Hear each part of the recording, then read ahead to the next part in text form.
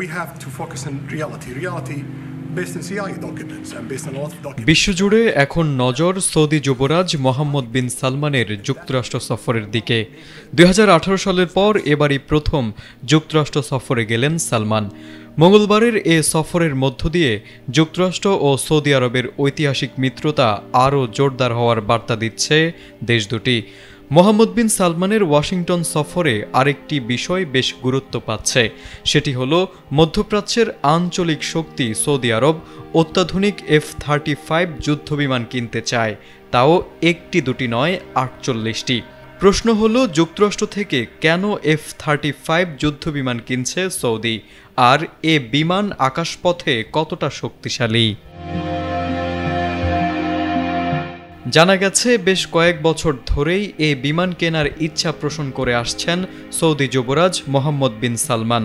যদিও ইসরায়েলের বিরোধিতার জন্য এ চুক্তিতে আগ্রহ দেখায়নি তৎকালীন বাইডেন প্রশাসন, তবে মার্কিন প্রেসিডেন্ট ডোনাল্ড ট্রাম্প স্পষ্ট জানিয়েছেন সৌদি আরবের কাছে 48টি F-35 যুদ্ধবিমান বিক্রি করবে তার সরকার।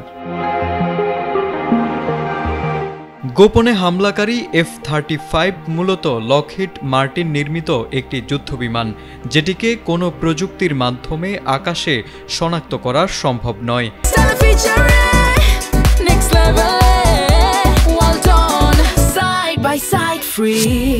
বিশ্বের সবচেয়ে উন্নত যুদ্ধবিমান হিসেবে খ্যাত F-35 শত্রুর প্রতিরক্ষা ব্যবস্থা নিমিষেই ভেদ করতে সক্ষম, এমনকি প্রতিপক্ষের বিমান হামলা শুরুর আগেই তা ধ্বংস করতে পারে এটি, যা আকাশপথে যুদ্ধে একে শ্রেষ্ঠত্বের আসন দিয়েছে। বিশ্বের সবচেয়ে প্রাণঘাতী সক্ষম এবং যোগাযোগ বজায় রাখতে পারদর্শী বলে দাবি করছে বিমানটির নির্মাতা প্রতিষ্ঠান। এর অত্যাধুনিক 360 ডিগ্রি ক্যামেরা কারো নজরে না এসে তথ্য জোগাড় করতে পারে। অনুমানের ভিত্তিতে দ্রুত আক্রমণের পরিবর্তে সার্বিক তথ্য বিবেচনা করে অন্যান্য দলের সঙ্গে পরিকল্পনা করে এগোনোর সুযোগ করে দেয় সেনাদের। বেশ কয়েক বছর ধরে মধ্যপ্রাচ্যের রাজনৈতিক সমীকরণে অস্থিতিশীলতা দেখা দিচ্ছে। বিশ্লেষকরা বলছেন এ অবস্থায় সব দেশেরই লক্ষ্য সবচেয়ে আধুনিক ও শক্তিশালী সামরিক বাহিনীর অধিকারী হওয়া। বিশেষ করে ইরান ও সৌদি আরবের মধ্যে সম্পর্কের টানাপোড়েন কোন দিকে গড়াবে তাও নির্ধারণ করবে কোন দেশ সবচেয়ে উন্নত সামরিক বাহিনী সমরাস্ত্রের মালিক।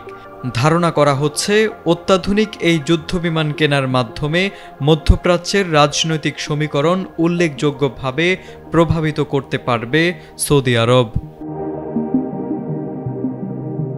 তারেক আজিজ, ATN বাংলা।